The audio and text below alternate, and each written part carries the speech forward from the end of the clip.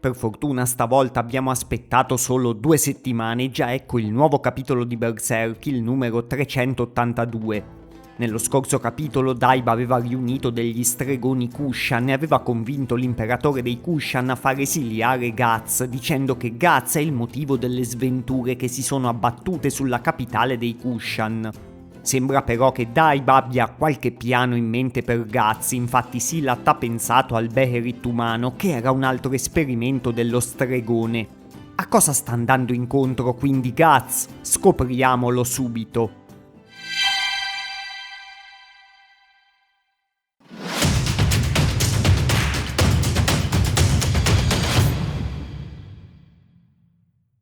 Il nuovo capitolo 382 ha 22 pagine e si intitola Camera funeraria. Inizia con Guts che supera una cascata accompagnato dai bramini, sempre con un'espressione cupa e remissiva.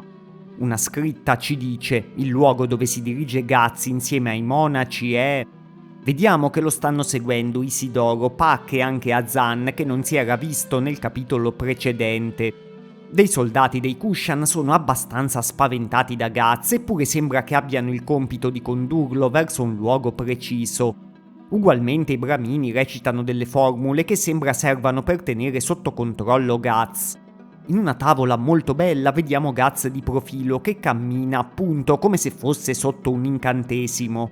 Poi vediamo che Silat ha raggiunto il posto con i Tapasa e uno dei Tapasa gli dice: ho sentito che più avanti solo i monaci hanno il permesso di entrare. È un luogo proibito. Se devono tornare indietro, devono farlo adesso. Silat e i Tapasa si uniscono a Puck, Isidoro e Azan, ma si trovano davanti Daiba che dice delle parole strane e minacciose. Che assurdo, camminare senza sapere dove vanno. È la fine dei tempi. Anche Silat, i Tapasa e gli altri quindi si uniscono alla processione e Guts prosegue nel suo percorso raggiungendo un luogo che sembra antico e sacro. Infatti davanti spicca la statua di un leone guardiano. Vediamo anche un corridoio di accesso formato da muri in rovina in mezzo ai quali sono cresciuti degli alberi. Tra le radici degli alberi ci sono pure dei cadaveri che inquietano notevolmente Isidoro, ma anche lo stesso Silat e i guerrieri Kushan. Finalmente Guts arriva alla meta del suo percorso, quindi nel luogo dove Daiba voleva portarlo fin dall'inizio con la sua idea di farlo esiliare. Si tratta di un edificio emisferico sopra cui cresce sempre un albero secco. Isidoro dice: che diavoleria è questa? E Daiba gli spiega: una tomba sacra, ancestrale e dimenticata, uno stupa. Vediamo meglio l'edificio con una vignetta che ce lo fa vedere dall'alto e a fianco vediamo anche i resti di una statua distrutta. Con un incantesimo Daiba rivela il portone dell'edificio un po' in stile Gandalf a Moria e poi si piazza davanti all'imponente portone. Silat lo guarda intensamente, poi ordina ai Tapasa di aprire il portone.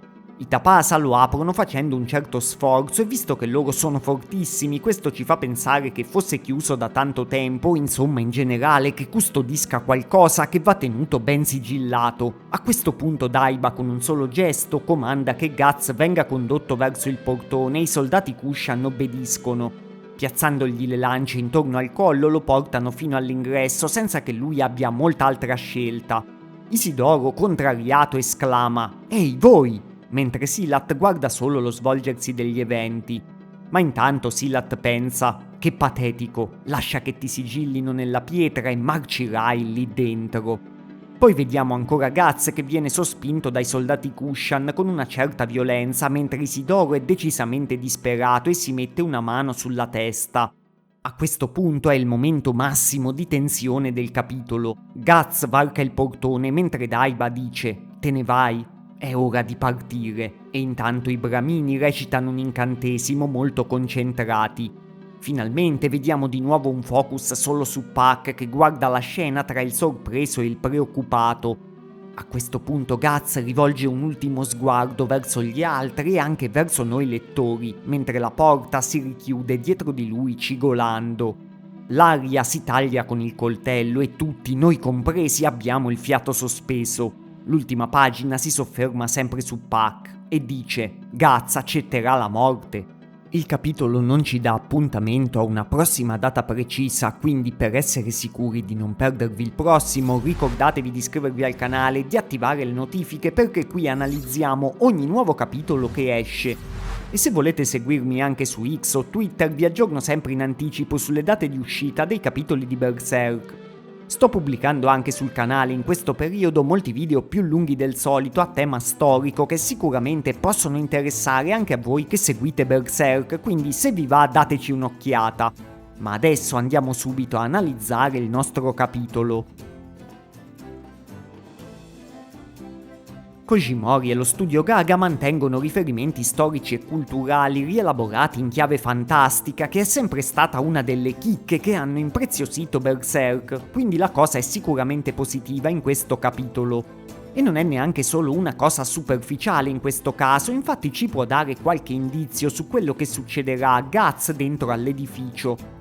All'inizio del percorso abbiamo visto un leone guardiano o leone di pietra. Queste sono statue tipiche del mondo orientale, si trovano per esempio in Cina, Giappone e India e sono posizionate tradizionalmente di fronte ai palazzi, alle tombe imperiali e ai templi. Sono un potente simbolo apotropaico, cioè che allontana gli influssi maligni, e quindi potrebbero farci intuire che Guts sta per affrontare un percorso che avrà un esito positivo, come avevamo ipotizzato anche dallo scorso capitolo. Di solito questi leoni sono accoppiati a simboleggiare lo yin e lo yang, mentre qui ce n'è uno solo. Non so se la scelta è voluta e se ha un qualche significato, magari potrebbe simboleggiare che qui si svolgerà solo una parte di questo percorso di Guts. Sulle mura che conducono all'edificio ci sono anche dei cadaveri in mezzo agli alberi. A me la scena ha ricordato subito le radici dell'albero madre del videogioco Elden Ring di From Software e mi sembra che Berserk ultimamente si stia ispirando ai giochi di casa From.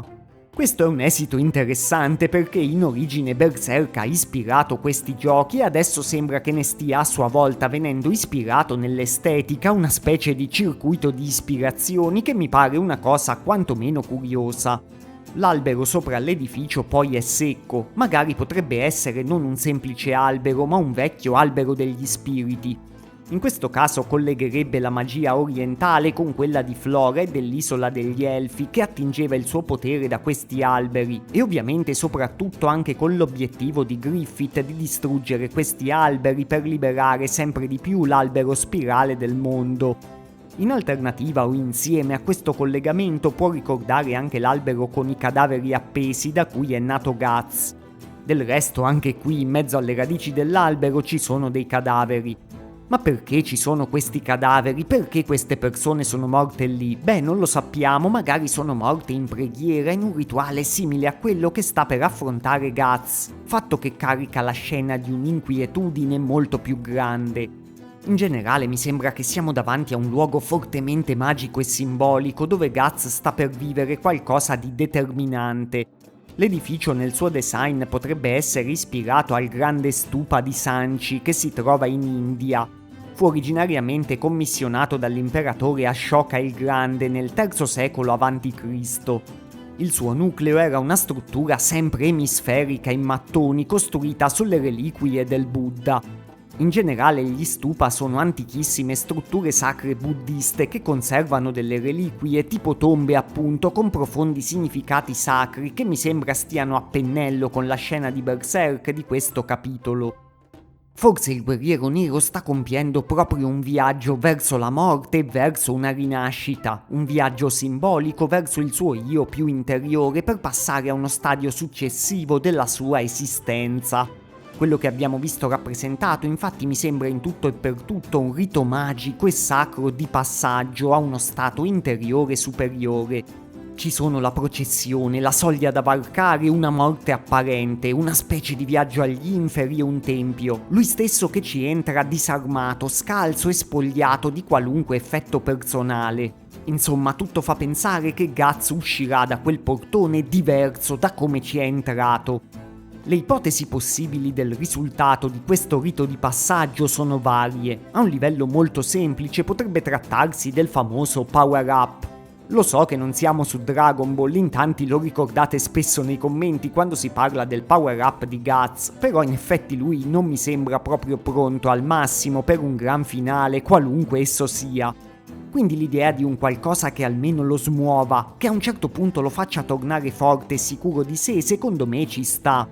Un po' più azzardata ma anche più interessante è l'idea che il rituale riesca a rimuovere il marchio del sacrificio. Infatti Daiba nello scorso capitolo si è focalizzato proprio molto sul marchio di Guts. Sarebbe qualcosa che cambierebbe completamente la storia di Berserk e un vero colpo di scena. Però avrebbe un suo senso, infatti come la bestia dell'oscurità aveva detto a Guts, il marchio lo limita, e forse è proprio il marchio il motivo per cui Guts non ha potuto colpire Griffith sull'isola degli Elfi. Forse una volta libero dal marchio, Guts sarebbe finalmente in grado di affrontare Griffith. Poi questo vorrebbe dire che si potrebbe togliere il marchio anche a altri marchiati come Casca, quindi sicuramente è una prospettiva che stimola la curiosità e apre a tante soluzioni nuove. Un'altra teoria è che nel tempio si svolga proprio un confronto con la bestia dell'oscurità, la parte oscura dell'io di Guts nata dal trauma e dalla sofferenza. Tematicamente sarebbe in linea con l'idea del rito di passaggio e magari sarà proprio la volta in cui Guts riuscirà a dominare definitivamente il potere della bestia per poi poterlo sfruttare a suo vantaggio. Ultimissima ipotesi è quella di un confronto con qualcuno, magari con un apostolo o con Griffith, anche se ve la dico più per completezza che perché sarebbe una buona idea. Insomma, è un capitolo che mi è piaciuto e mi lascia veramente con la voglia di leggere il prossimo, un merito anche al focus finale su Puck. Mi ha ricordato l'inizio di Berserk, per esempio la sezione con il conte, quando lui guardava Guts varcare una porta senza sapere cosa aspettarsi, esattamente come noi lettori. Ottima quindi stavolta la scelta dello studio Gaga che ci riporta il vecchio Puck in cui possiamo immedesimarci nel guardare le vicende invece che quello ridotto solo a intermezzo comico. Neanche vi dico che sono curiosissimo di sapere cosa pensate voi che succederà a Guts dentro allo stupa, quindi scatenatevi con le vostre teorie nei commenti e ovviamente vi aspetto sul canale pure per i prossimi video. Ciao!